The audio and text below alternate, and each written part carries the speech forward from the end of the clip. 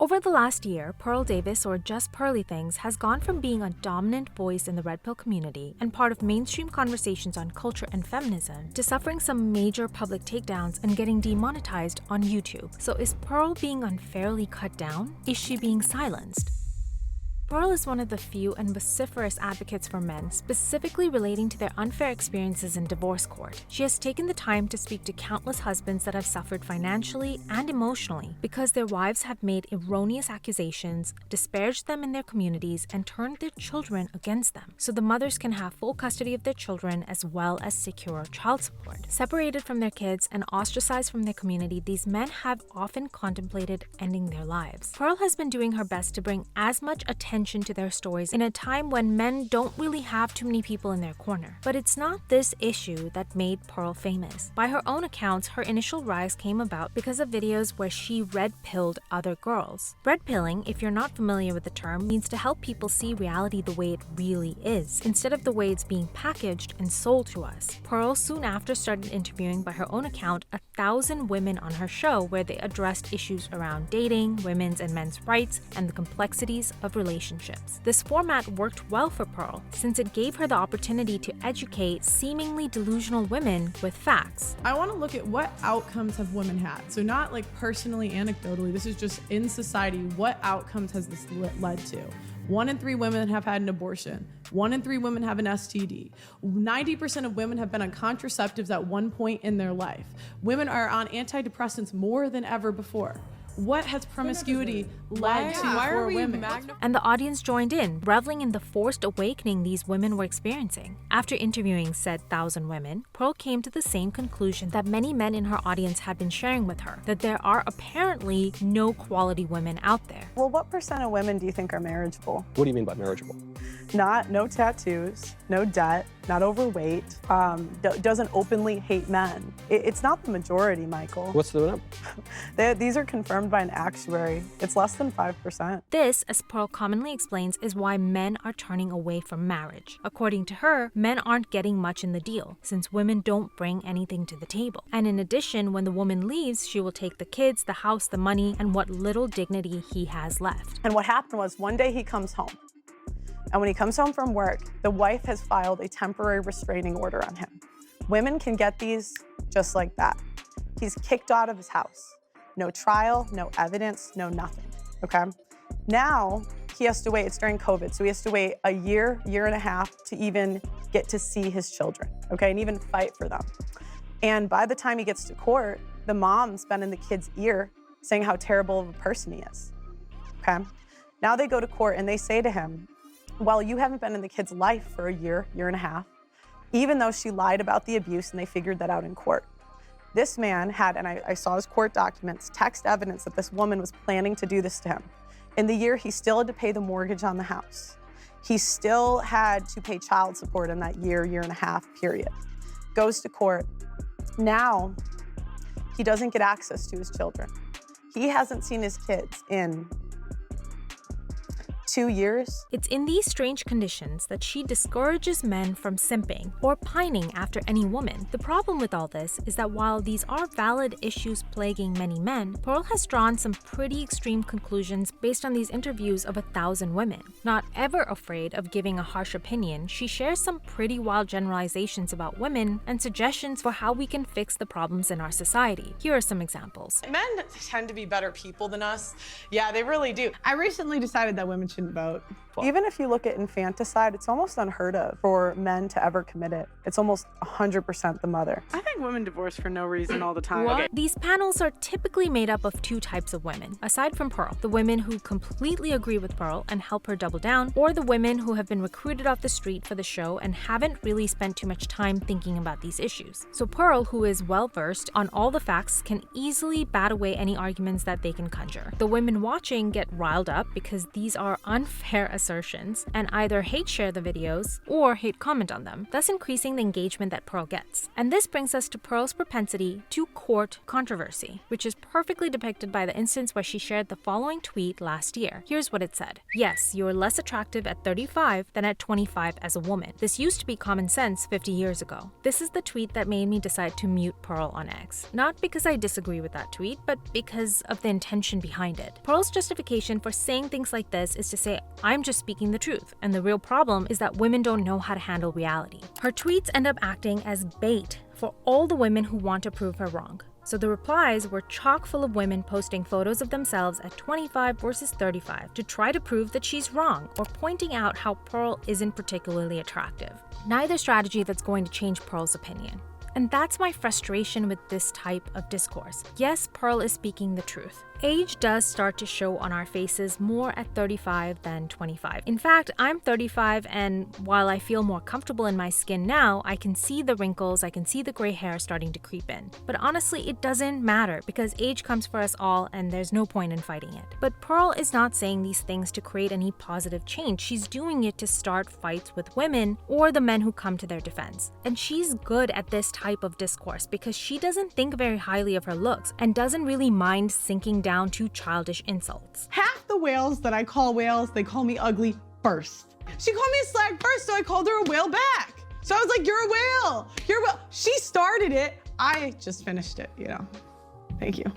The strategy worked at the end of the day, since the tweet received nearly 17 million impressions. But the problem is that it's not a good long-term strategy. Those 1,000 women that she interviewed that we discussed earlier have led Pearl to a pretty negative view on female behavior, and stories about men being mistreated during divorce proceedings haven't helped. But Pearl doesn't realize that the subset of women is not an accurate representation of the female population in the West. There is such a thing as selection bias, and in this case, there are two sets of biases at play. One is the partiality that she and her producers have because they're specifically looking for women that will be great for views. In interviews, Pearl has said that the ideal woman to pick was unattractive but wildly delusional about it. And of course, that type of woman getting an aggressive tongue lashing from Pearl would naturally go viral. The second bias is that only a certain type of women are willing to go on these types of panels for publicity because opportunities like these allow them to plug their OnlyFans or at least their Instagram. It's the same situation with the Whatever podcast, something that Sydney Watson beautifully breaks down in one of her older videos. So this is the frustrating part about Pearl's takes because she complains about how women are obsessed with getting attention or bringing no value to the relationship or being delusional or being gold diggers based on interviewing women that were chosen because they meet that criteria. But our audience loves it because these women that are otherwise being told by our feminist-oriented culture that they are girl bosses are finally being challenged and challenged by a woman no less. Pearl is an effective debater. She keeps herself abreast of all the statistics that are pertinent in these types of conversations. She's aggressive, she doesn't mince words, but also surrounds herself with other red-pilled folks that can help her double or even triple down on her statements. She also leans heavily on some other strategies like calling women fat. And I think it's funny to call them whales, yeah. Because this is the other thing. Well, what about the nice whales? She also treats any conversations around cultural influences over women as a cop-out. Let me explain. Pearl believes that women want to live consequence-free. They want to sleep around, behave however they would like in relationships, and still at the end of the day have everyone side with them as well as give them unlimited options to bail themselves out. We live in a world where women are bailed out of every single bad decision we make. If we want to sleep around, there's birth control. If birth control doesn't work, there's abortion. If the girl does get pregnant and wants to keep it, she can put the dude on child support and not let him see the kids. And of course, the biggest form of social cop-out we have for women is the idea of believe all women, without taking any pause or asking for any evidence, which is such a foolish idea. I mean, we all saw that in effect when Amber Heard first accused Johnny Depp of abuse, and it turned out that it was literally the other way around. So I'm glad that Pearl is insisting that women don't just get a pass in everything for simply being women. But she feels so strongly about that point that she doesn't want to even discuss the possibility that it's cultural influences that have encouraged women to partake in self and family destructive tendencies, like hooking up, prioritizing looks over education, and getting cosmetic surgery so they can secure a rich man. But Pearl feels that exploration of cultural influences is yet another way to absolve women of their responsibility. But it's not. It's a factor along with upbringing, community influence, education, and more that's driving a person to any decision. That doesn't mean a person shouldn't or won't suffer the consequences of their actions, but it's important to strike a balance between understanding individualistic choice as well as the net impact of their influences. Pearl's biggest problem is that she aggressively resists taking a balanced view when it comes to women. Men tend to be better people than us. The red pill community, unlike the feminists, are really good about recognizing that men and women are different, but that also means that our negative traits manifest in different ways. Male aggression and female aggression look different, which is why men tend to be responsible for most of the violent crimes against women and other men. And women are responsible for the intense reputation destruction that some men go through during breakups or divorce. Women are primarily responsible for infants, which is a massively difficult task because of late-night feedings, disrupted sleep, intense hormonal shifts, and often intense depression. So yes, women are going to be more likely to commit infanticide than men. It's important to understand the full nuance of a particular topic, which is only possible by looking at as diverse sources of information as possible. This, by the way, is why I use Ground News, which is a news comparison platform that gathers news from over 50,000 sources around the world every day.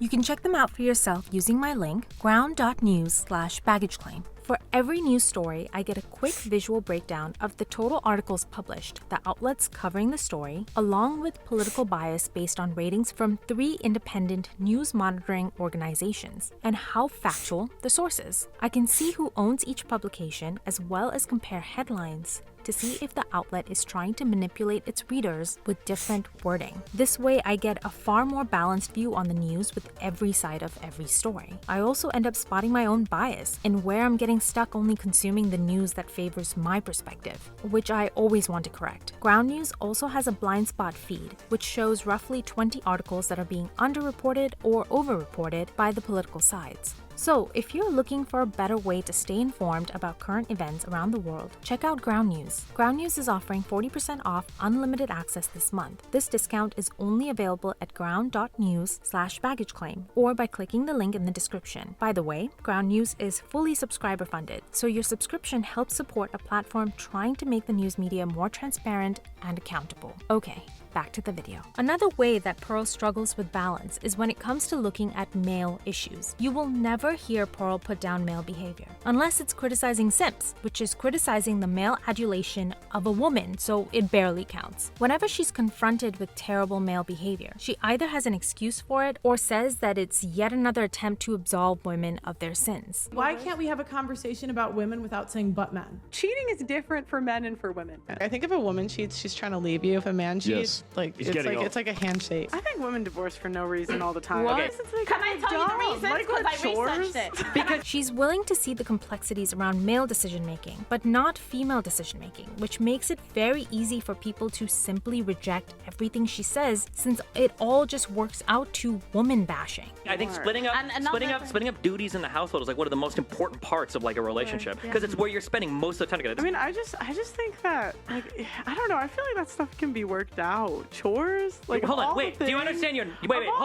You're not saying. This is another strategy that you'll see Pearl use. She'll take a complex situation, like why women leave marriages, and then she'll reduce it down to the most basic interpretation and mock it. I mean, I'm just saying, the shit's automated nowadays. I mean, you have a washing machine, a dishwasher. Yeah, but so Sure, How's you- that a with reason households, for divorce? It absolutely is a reason. Chores? When you When the truth is that a man's unwillingness to participate in the work around the house, helping with chores and the children, is such a huge issue and reflects a much bigger problem in the relationship, in the same way that a woman's unwillingness to be supportive of her husband would be. Pearl consistently points out that a woman not willing to cook for her husband is a problem. But it's not like she says, oh, it's stupid if a man opts for a divorce because the wife doesn't cook. This is the glaring mismatch in Pearl's standards, where she's constantly defensive of men's needs viewpoints and dismissive of the women. And don't get me wrong, the same can be said for the feminist movement, which is greatly empathetic to women's needs and not at all to men's. But being the other side of a bad coin means you're still part of the problem. If two sides are caught up in an intense tug of war, where each party is arguing for a consequence-free experience for their preferred gender, the cultural impact is an ever-growing rift between the sexes. Pearl's voracious argument for women to just cook, clean, and shut the hell up is not a version of marriage that modern women will be willing to sign up for.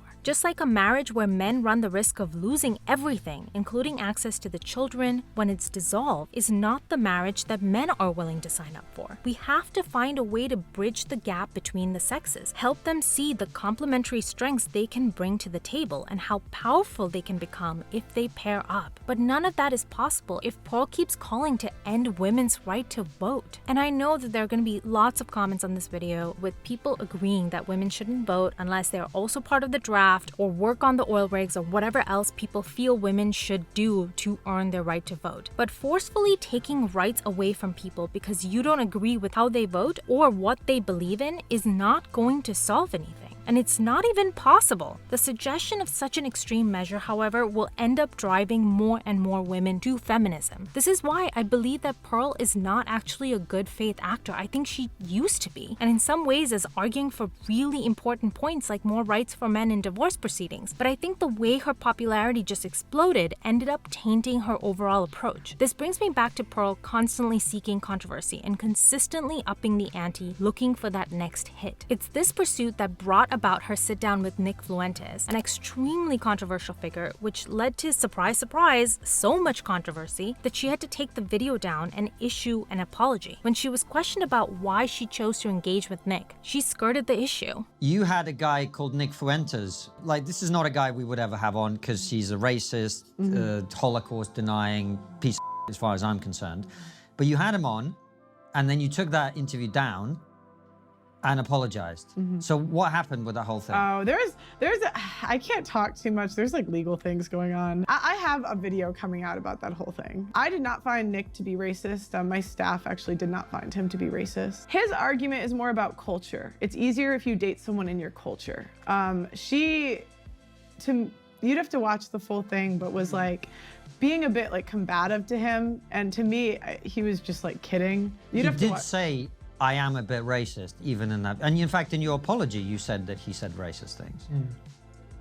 Well, there's a video coming out about all of that, but you'll see. Until finally, But it sounds can like you you're stop not. asking me about this? she ran into the same issue soon after, this time on the H3 podcast, where Ethan Klein questioned her about explaining why she said that slavery had been widely embellished. But that's what they do, is they embellish, and I'm not trying to say it wasn't horrible, it was. Right. But they want to make it like more horrible so that they can control people. So, in what way was slavery made to seem more horrible than it was? We were talking about, and I don't really want to go into this too much because we're kind of past this, but I was quoting a Thomas Sowell book. The problem isn't always the opinions that Pearl espouses. There is so much that I disagree with her on, but in this case I agree that tragedies that happened decades or centuries ago can be used to control people today. The problem is that she doesn't know how to defend them. She knows how to verbally defeat a random girl off the street, but when she's up against people who have taken even a little bit of time to think about these issues, she just falls apart. She often uses the defense of free speech, which is an extremely valid defense, and here's why. If you let Nick Fuentes speak and let someone else rebut his racist arguments, it allows people to make better connections on why racism only leads to massive problems for individuals and societies. But if you silence Nick for his racist views, you only create more mystique around him and give him and his beliefs more weight that don't ever get argued out openly. So during the Trigonometry podcast, if Pearl had said, I had Nick on because I believe in free speech and free discourse, that would have been the end of it. Instead, she said, I did not find Nick to be racist. My staff actually did not find him to be racist. which opened up a whole can of worms because he obviously was and he obviously is. But Pearl didn't stop there. After a couple successful appearances on Piers Morgan Uncensored, Pearl was invited again, but this time shocked to discover that her latest controversial video was up for debate. Why can't we talk about the without getting kicked off of YouTube. Now, I'm not saying Hitler was a good guy, but I kinda wanna know why. Pearl came off pretty poorly from that debate, yet again using her defense of free speech, but honestly, I think it's a cop-out. I mean, the point was more about cancel culture and people getting kicked off of social media if you finished the song. It was more about, like, you can't talk about this topic without being canceled by the left and the right. I don't really have a strong opinion either way. It was kind of just like tongue-in-cheek. Pearl knows controversy will get her attention, and when she gets too much heat, she complains that cancel culture is to be blamed, when the truth is that many other people on YouTube bring up similarly controversial topics without awakening any mob. It all comes down to how you approach a subject. After these back-to-back losses, Pearl recorded a video sharing her frustrations that as she's become a larger creator, she's seeing more and more instances of people trying to destroy her for views. What she's failing to see is that her entire audience and fame has been built on her employing the same methodology. This is the problem with using shortcut strategies. They yield short-term results. Controversy takes all the air out of the room, the headlines, the attention, and sadly leaves no room for the wonderful causes and the people you are fighting for. And building your reputation with controversy means you will inevitably fly too close to the sun and eventually get obliterated. And I couldn't really believe what I was watching. I didn't know why did you find it funny? Huh?